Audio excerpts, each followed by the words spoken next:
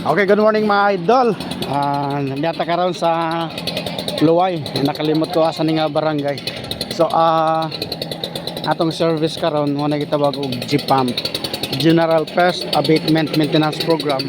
So nagamit ta og ULV para kini sa lamigas, ok-ok, tanang mga flying and crawling na mga pest, mga idol.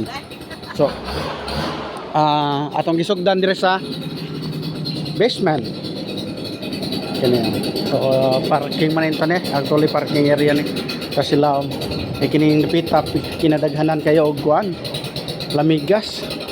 So mo na atong gi paspasas sa nim lakaw nim taa kay medyo pasiritan. Yan. Mo na atong giuna dire nya bago pa ni nga kuman nga balay mga idol. Ang problema ang tagiya na kay pakan og mga lamigas sa basement area pa kini ubos dayon ari patas ibabaw inaghuman sa mga kwarto at tanang sulod nya ato sa roof deck ato ibaba ta kana ina kining mga kilid sa tawag ani ceiling tanang point of entry sa mga lamigas atong butangan og powder nganong moatak man ang amigas.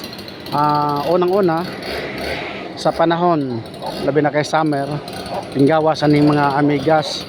Kaduha mga leftover pagkaon sa iro, pagkaon sa iring, pagkaon sa tao mo nang proper jud ang atuhang pag hinlo para dili maatakihon sa maong mananap.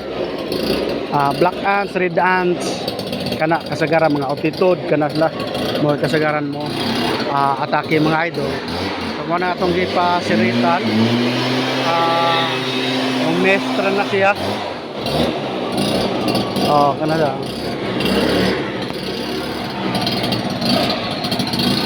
patay ng mga tawagan ni amigas na.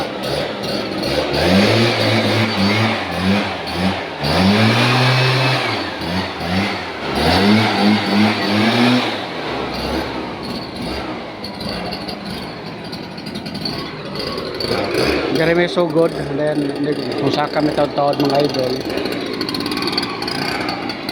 wala na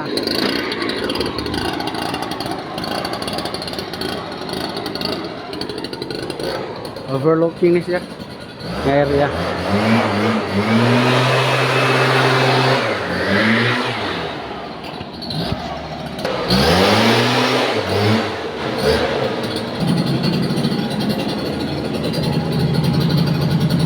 Lagi ka sa Walay.